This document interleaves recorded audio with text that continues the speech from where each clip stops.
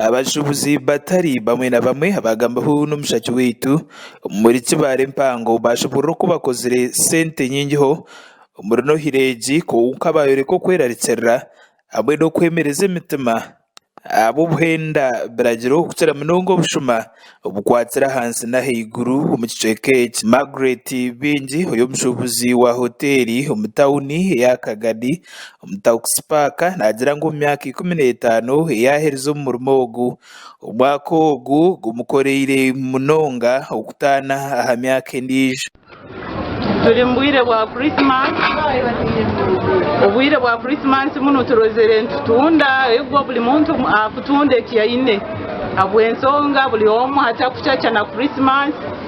abakutaha ni bataha abagaruka ni bagaruka emere kwera mbwire nanyo hari nkubari saha zinu eyangeho iremere buli muntu akutunde kiyaine umuringo nugo gumwe abantu bari kutunde nyama hoteliho nabo abarukora umubutare umwe na bumwe mu district ya Kibare hamwe ne ya Kagadi nabo beine amatwenge bwanyuma yo gukora sente nyingiho mbere bukrebe abantu bagira ngo mbere bukurebi inyamegizira katare kamani ukabe no kweraritsera ahabwe beyi y'amatungo ukweyongera umbeceka bargaguramu ngo district ya Cyenjojo Kikube hamwe na Hoima zino ente ya kilo 15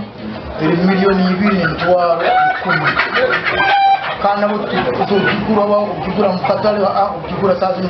musibiki ujyanye kumera kuma kabisi niho kukura kutemba kwete kwa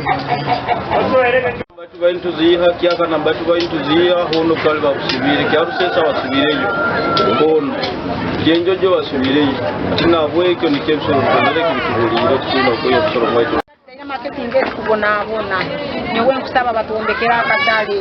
enjure kututere kusise bintu byaito mutana gukwaka kusise bintu byaito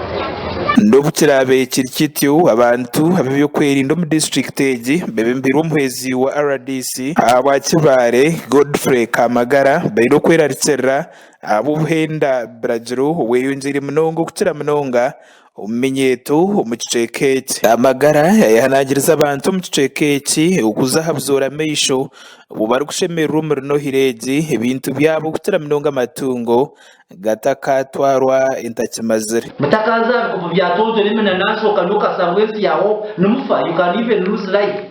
so ni matero maranga obwerinzi bukubanza butandukanye ukana twaturgomuka zo mu trading center kuza kushemerwa deko mukatwa tuyabantu munana banabasigaru mukade ukabagenzi bange bakira kwenyigira mu bikorobero kwenda kuba encouraging amugezeho kwerinda butagenda mu bikorobero ngo kuyiba kusihana ebyo mugezeho ko bihara kwa ni sisa twica yanyu